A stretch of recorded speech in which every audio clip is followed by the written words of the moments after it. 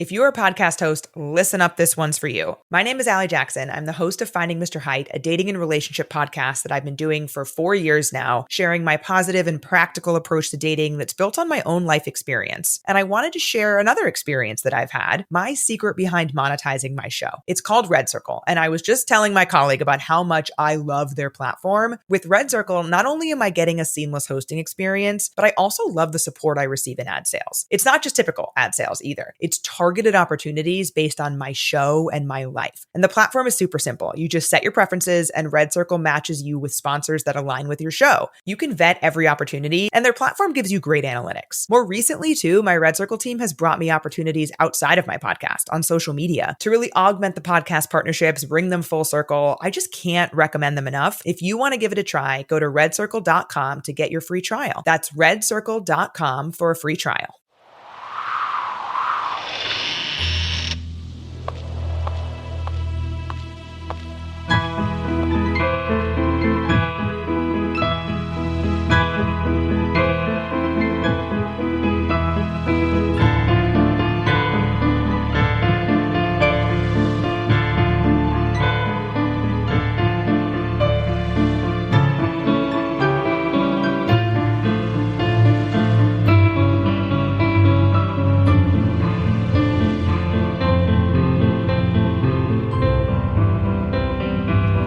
Things with Wings Productions presents Chapter 7 of the Skylark Bell Skyedive.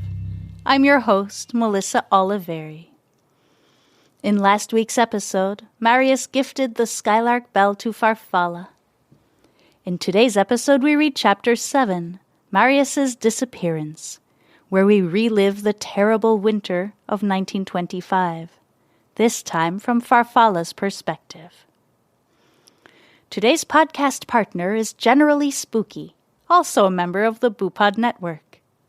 If you're interested in learning about the often spooky and haunting history of Scotland, you won't want to miss this one. Hosts Eilidh and Kieran sprinkled just the right amount of humor into each episode. Just check the show notes for a link to the Generally Spooky podcast. Now it's time to settle in, grab a blanket and a warm drink, and let's get started. February 13th, 1925. Winter has come. It has been the most brutal, devastating winter anyone can recall. The snow simply won't stop falling, and it has been bitterly cold. Over the holidays, Marius asked Papa for my hand in marriage, and Papa graciously accepted. We announced our engagement to everyone just after they'd opened their holiday gifts. Mama was so happy she set aside her usual decorum and let out a loud whoop. Paloma clapped and cheered, and Papa held us both in a warm embrace for a very long time. Marius has been living with us since the Carnifex family moved away last month. James told Gordon Starling his parents are thinking of moving to Europe, but they may return once winter is over. I was surprised at the news.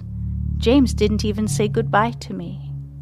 Still, I am so happy to have Marius living with us, and our engagement no longer a secret.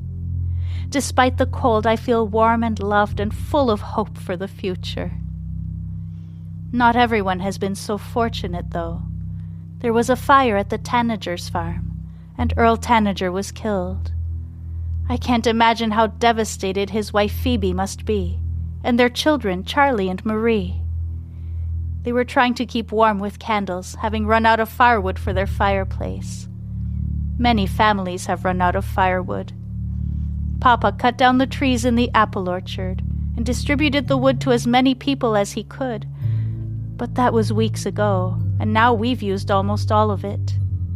I cried and cried as he and the Starling boys hacked at the trees.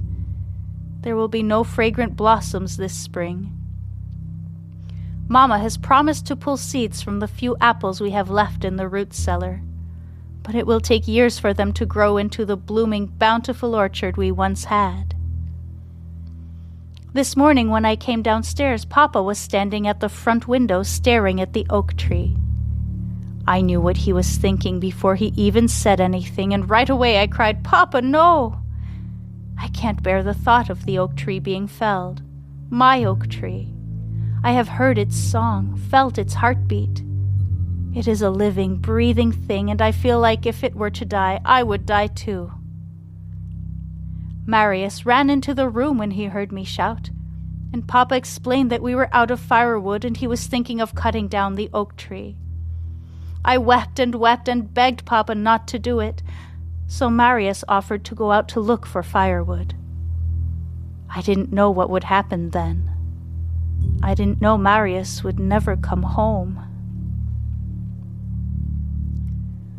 Farfalla stares out at the oak tree from her bedroom window, relieved that it is still standing, and grateful to Marius for offering to find another source of firewood so her father wouldn't have to cut it down. She places a record on the Victrola and winds it. Music fills the room, and she begins dancing to keep warm. She gets lost in the sound as it wraps around her like a warm blanket, and subconsciously starts humming along, eyes closed, swaying from side to side.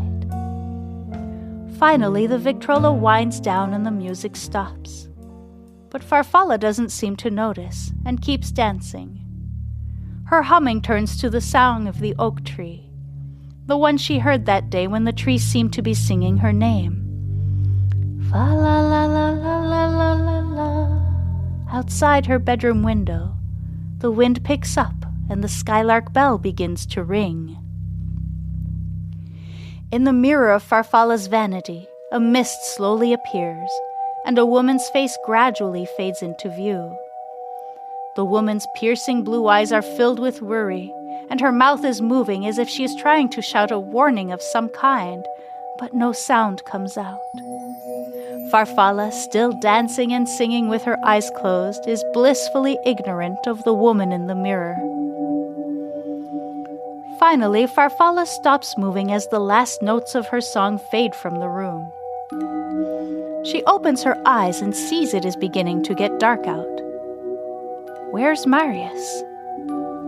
Farfalla furrows her brow and hurries downstairs as the woman in her vanity mirror fades away.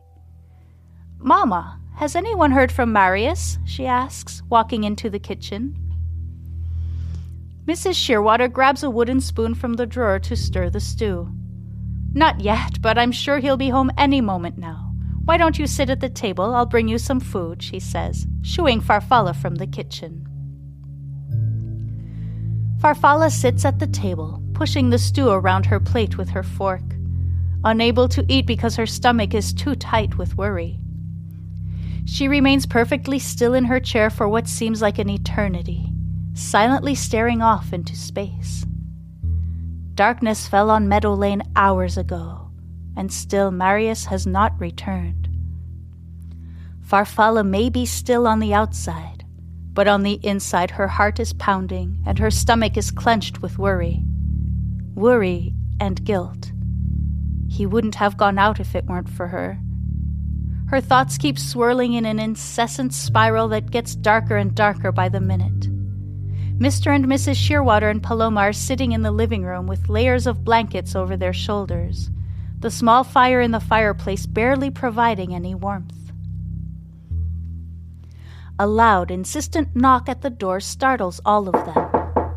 Farfalla turns to look toward the door, hoping with every fiber of her body that it is Marius on the other side. Mr. Shearwater walks to the door and cracks it open so as not to let the cold air in. He nods his head, closes the door, grabs his coat, puts on his boots, and walks out. Farfalla's heart sinks. If it had been Marius at the door, he would have come in. Where has Papa gone? Who's at the door? "Don't worry, Falla," says Paloma, walking over to her and laying a blanket over her shoulders. "Papa will find Marius, and everything will be fine, you'll see." Paloma's comforting words do nothing to ease Farfalla's anxiety. She can feel deep in the core of her being that something is deeply wrong. At long last, Mr. Shearwater comes back inside, a grim look on his face. He slowly takes off his coat and boots before walking over to the dining room table and taking a seat next to Farfalla. He takes her hands in his and heaves a sigh before speaking. That was Gordon Starling. He was with a man I've never met before. They came to tell me they found cormorant by the side of the road, he begins. Farfalla feels tears stinging at her eyes already. They found cormorant. That means they found only cormorant. She hears a ringing in her ears that drowns out her father's words as he tries to reassure her that they will go out looking for Marius as soon as morning comes and bring him home. The man says he thought he saw him out by Mirror Pond. We'll start our search there. His voice trails off. Farfalla can feel a crack spread across the expanse of her heart. She gets up from the table and wanders to the front window. She can't see the oak tree in the darkness outside, but she knows it is there.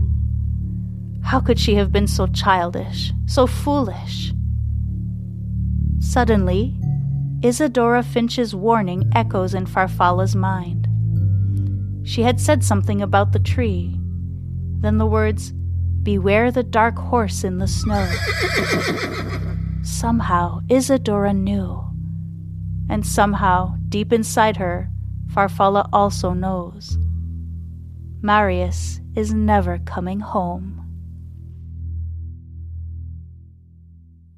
Thank you so much for listening.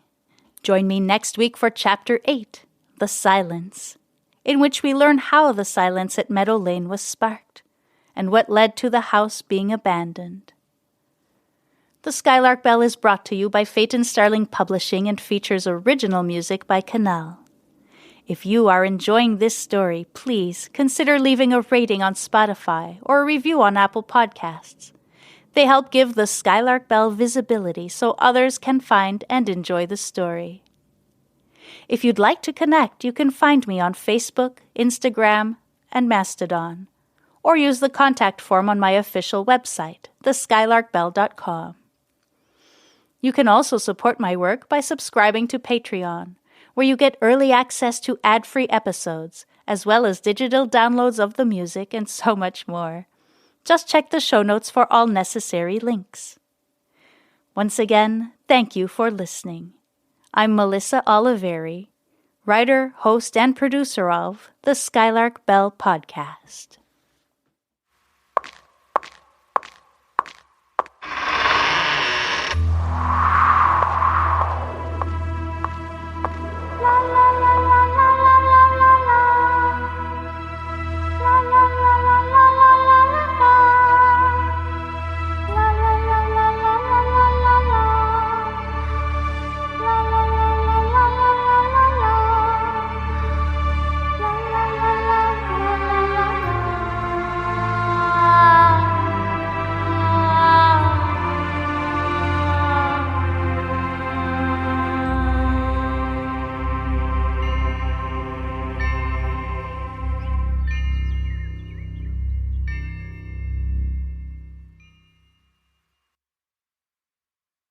If you're a podcast host, listen up, this one's for you. My name is Eilidh Jackson. I'm the host of Finding Mr. Height, a dating and relationship podcast that I've been doing for 4 years now, sharing my positive and practical approach to dating that's built on my own life experience. And I wanted to share another experience that I've had, my secret behind monetizing my show. It's called Red Circle, and I was just telling my colleague about how much I love their platform. With Red Circle, not only am I getting a seamless hosting experience, but I also love the support I receive in ad sales. It's not just typical ad sales either. It's targeted opportunities based on my show and my life. And the platform is super simple. You just set your preferences and Red Circle matches you with sponsors that align with your show. You can vet every opportunity and their platform gives you great analytics. More recently too, my Red Circle team has brought me opportunities outside of my podcast on social media to really augment the podcast partnerships, bring them full circle. I just can't recommend them enough. If you want to give it a try, go to redcircle.com to get your free trial. That's redcircle.com for a free trial.